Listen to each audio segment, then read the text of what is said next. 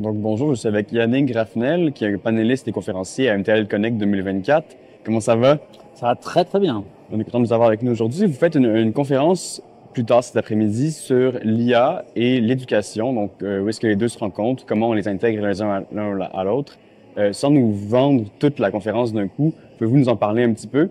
Oui, la question centrale, c'est comment les pratiques pédagogiques des enseignants et des formateurs sont transformées par l'arrivée de l'IA générative.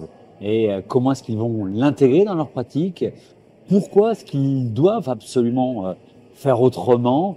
Et comment leur public, les apprenants eux-mêmes, qui grandissent et qui vont bientôt des collaborateurs dans l'entreprise, vont s'en servir dans le quotidien. Donc ça remet beaucoup de choses à plat, ça remet la pédagogie au centre et surtout, je vais aller déconstruire l'idée des outils magiques. Parce que l'IA générative est là, du coup, ça va remplacer les enseignants. Pas du tout, pas du tout. Et je vais vraiment aller répondre à ces questions-là pour pouvoir dire combien ce n'est pas la question d'un outil, mais que c'est vraiment la question de comment est-ce que on fait autrement et comment est-ce que ça bouscule vraiment la manière d'enseigner, la manière d'accompagner, la manière d'organiser même les cursus de formation. Et parlons justement de cette nouvelle manière d'organiser, d'enseigner, d'apprendre. Est-ce qu'on n'a pas peur que l'intégration de cette intelligence artificielle dans l'éducation amène une certaine sorte de paresse? Comment est-ce qu'on peut contrer cette crainte ou se rassurer par rapport à ça?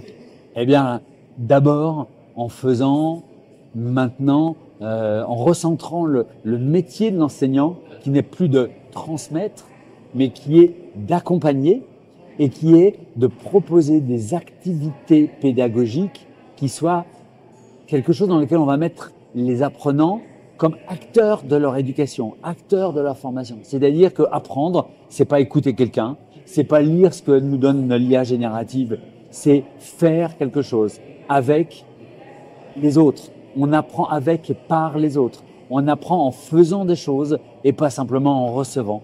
Donc, c'est là où l'IA va pouvoir aider, mais à condition qu'on sache s'en servir, à condition qu'on ait la distance pour pouvoir ne pas tout prendre, pour qu'on ait la compétence pour pouvoir s'en servir réellement, et ça dans le but d'avoir des activités pédagogiques utiles à l'apprentissage. Et donc, on s'éloigne de l'histoire d'horreur de l'élève qui écrit avec l'IA et du professeur qui corrige avec l'IA et que c'est une boucle. Parce que ça c'est juste la question de l'évaluation. Et là, oui, les méthodes d'évaluation actuelles explosent avec l'IA générative, et tant mieux. Tant mieux, parce que on va pouvoir sortir de l'illusion dans laquelle on est, qu'il suffirait de faire un QCM ou une évaluation pour savoir si les gens ont bien retenu et sont capables de répéter les choses, alors qu'on sait tous, et les neurosciences, les sciences cognitives nous l'apprennent, qu'un mois après, tout est oublié. Donc, est-ce qu'on veut des gens compétents ou est-ce qu'on veut faire simplement que les étudiants aient leur diplôme avec un diplôme qui n'a aucune valeur? C'est ça la vraie question. Fascinant. J'ai très hâte d'entendre votre conférence là-dessus. C'est la 3e journée de MTL Connect. La 3e journée est en cours. Et donc, ça fait 2 jours que vous êtes ici. Comment vous trouvez l'événement? Qu'est-ce que vous avez apprécié de vos rencontres, de vos échanges? Alors, l'événement, il est au-delà de mes attentes. Parce que je n'imaginais pas que j'allais pouvoir rencontrer des personnes qui viennent avec une diversité culturelle, d'axes de travail et de réflexion qui va bien au-delà du Québec, bien au-delà de la relation entre le Québec et la France, avec cette relation historique privilégiée, mais c'est toute la francophonie qui est là.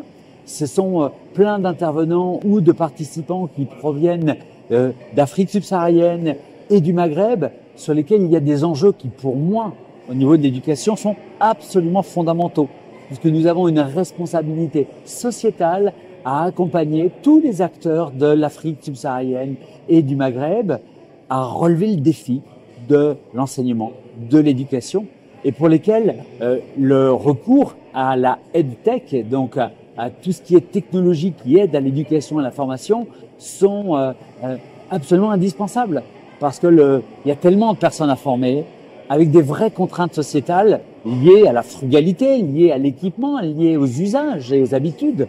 Et avoir ces personnes qui sont aussi présentes à Montréal Connect, eh ben c'est génial parce que ça permet vraiment de pouvoir échanger avec eux.